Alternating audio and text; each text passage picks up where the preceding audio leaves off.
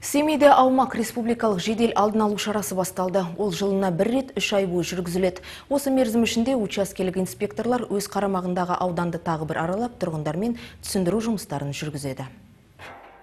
Республикалық жедел алдын алу шарасы биыл 10 қыркүйек пен 1 желтоқсан аралығын қамтиды.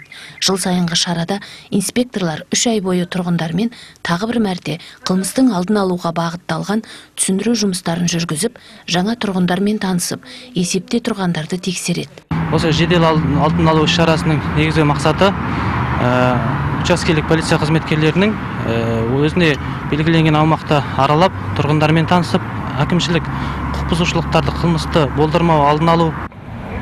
Участковый инспектор.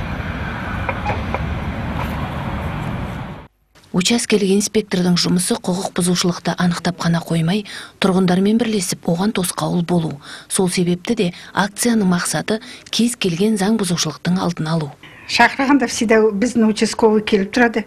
Істегені өзіме әйтеуір жақсы істеген жұмысы. Халықпен тығыз жұмыс істейді. Постоянно келіп тұрады.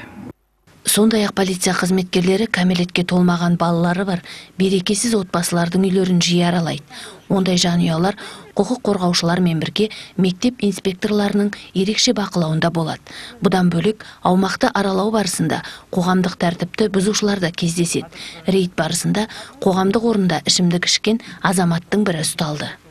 Вы нарушаете общественный порядок. Статья 440. Распитие. Извините. Распитие в общественном месте. Здесь вроде никого нету. Правильно? Алкогольных напитков или появление в общественном месте. Кто-то пожаловался? Распивайте. Пожалуйста. Распивайте в общественном месте.